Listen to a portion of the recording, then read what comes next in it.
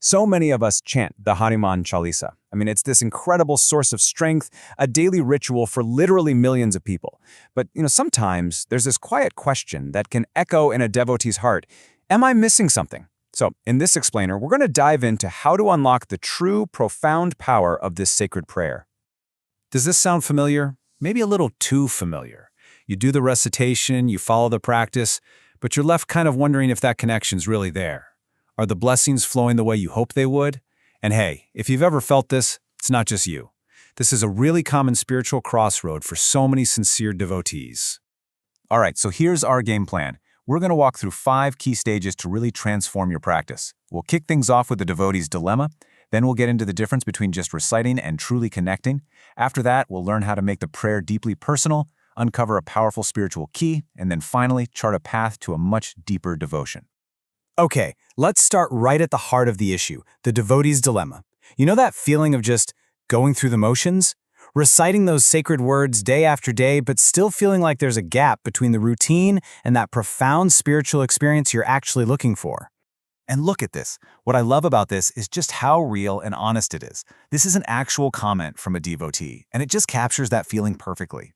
It's such a powerful reminder that if you've ever felt this way, you are absolutely not alone. This is a genuine question on the path of devotion. So, how do we solve this dilemma, right? Well, the answer really lies in one crucial distinction, the massive difference between just recitation and a true connection. Getting this is going to change your entire spiritual practice.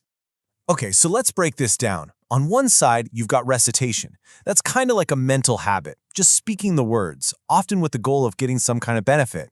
But on the other side, you have connection. That's a heartfelt dialogue where you actually understand the meaning and you offer complete surrender. And that surrender, that loving devotion, well, that's known as bhakti.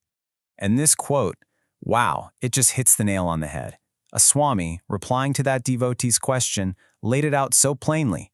Without surrender and without knowing the full meaning, the act can feel fruitless. It tells us it's not just about what you say, it's all about how and why you're saying it. So what is this secret ingredient we're talking about?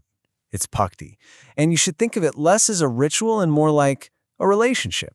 It's the practice of loving devotion. It's about forging a personal bond, and it's about surrendering your efforts and expectations to the divine. This right here is the shift that turns simple words into a powerful spiritual current. Okay, so if bhakti is all about making the connection personal, how do we actually do that? Well, the spiritual master Guru Sri Saj Mahajan has this beautiful technique he calls the spiritual love letter. Here's the idea, and it's so simple and so powerful. Instead of just reciting the Chalisa as a text written by Tulsidas Ji, you frame it like a personal letter from you to Hanumanji. You literally start with, Dear Hanumanji. Then you recite the Chalisa as the body of your letter, and at the very end, you sign off with your own name. So why is this so powerful? Well, because in the spiritual realms, your name isn't just a label. It's your unique energetic signature. So by stating your name, you're shifting from just, a general broadcast to a direct, one-on-one conversation. You're personally placing your devotion at his feet and inviting him to recognize you among the countless voices calling out to him. Okay, so we've learned to connect with meaning and to make our prayer personal. But what if there was like a cheat code? A master key to really capture Hanumanji's attention and grace. Rasradji Maharaj reveals an insight here that is just as simple as it is profound. Just take a second and let that sink in. He's saying that repeatedly chanting Hanumanji's own name might not even get his attention, but saying Jai Shri Ram just one time changes everything. Now, why would that be? It feels totally counterintuitive, right? But the reason is actually hidden in plain sight, right at the very beginning of the Chalisa itself. See, the very first line of the main prayer isn't even about Hanumanji. It's about Lord Ram. Tulsidas Ji begins by saying, I narrate the pure glory of Lord Ram. Now that is not an accident. That's the entire setup. It's the key that unlocks the door before you even try to step inside.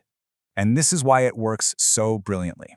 Hanumanji is the perfect devotee. He's so humble that he actually hesitates to listen to his own praise. His entire existence, his whole purpose, is devoted to the selfless service of Sri Ram. So when you praise Lord Ram first, you are speaking Hanumanji's own heart language. You're aligning with his devotion, and that instantly captures his full, undivided attention. Wow. Okay, so we've covered some incredibly deep concepts here. We've gone from that initial dilemma all the way to a much richer understanding of devotion. Now let's bring it all together into a clear path forward for your own practice.